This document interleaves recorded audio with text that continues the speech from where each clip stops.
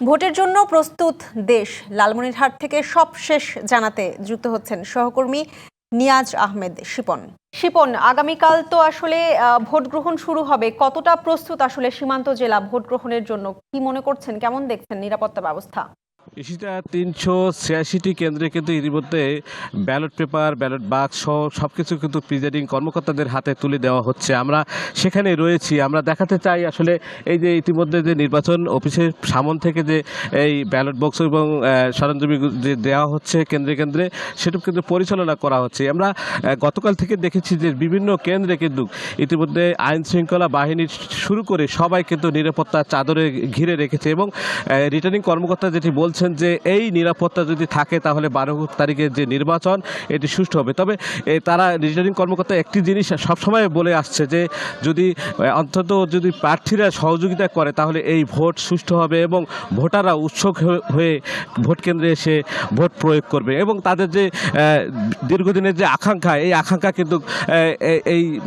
আকাঙ্ক্ষা কিন্তু তাদের পূরণ হয়ে যাবে। এবং তারা যেটি বলছেন যে সবসময় যে এই দীর্ঘদিনের যে আশা যে এই এলাকা যে ভাগ্যের পরিবর্তন হয়নি, ভাগ্যের কোনো নিশ্চয়তা হয়নি, উন্নয়ন কোনো মূলক কাজ হয়নি, সেসব কিন্তু প্রত্যাশা পূরণে প্রার্থীরা বেছে নেবেন।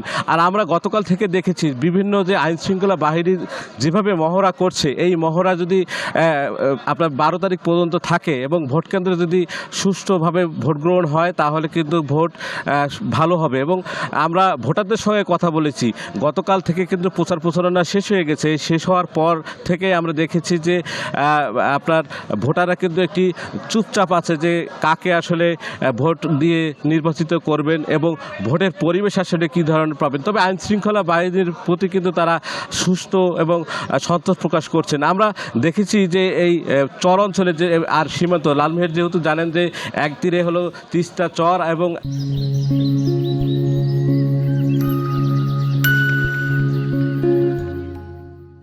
আরেকদিকে সীমান্ত, সে কারণে এই অঞ্চলের বেশ কিছু কেন্দ্র কিন্তু ঝুঁকিপূর্ণ করা হয়েছে। আমরা পুলিশ সুপারের কাছে জেনেছি যে 106টি কেন্দ্র কিন্তু ঝুঁকিপূর্ণ করা হয়েছে, অর্থাৎ গুরুত্বপূর্ণ আসন হিসেবে চিহ্নিত করা হয়েছে। এই কেন্দ্রগুলোতে কিন্তু ইতিমধ্যে বাড়তি পুলিশ থেকে সাদা পোশাকে যারা আইন শৃঙ্খলা বাহিনী আছেন তারা কিন্তু নিরাপত্তা দিচ্ছেন এবং তারা বলছেন যে এই 12 তারিখের এই নির্বাচন সুষ্ঠু করতে যা যা করার দরকার তাই করবেন।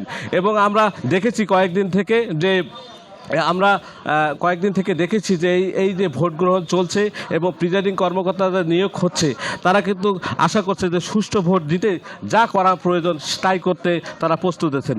এবং আমরা দেখেছি যে এই কয়েকদিন থেকে দেখেছি যে নির্বাচন কর্মকর্তা এবং চর অঞ্চলে যে ভোটাররা যে যাবে সেটিরও কিন্তু ব্যবস্থা রিটার্নিং কর্মকর্তা রেখেছিল। তা আমরা দেখেছি এই চর অঞ্চলের মানুষদের কিন্তু দীর্ঘদিনের প্রত্যাশা তিস্তা মহাপরিকল্পনা যদি বাস্তবায়ন হয় তাহলে কিন্তু এই সমস্যা এই অঞ্চলের ভাগ্যের কিন্তু পরিবর্তন করবে। তো এই শীতে আমার কাছে এই ছিল লালমনিরহাট থেকে।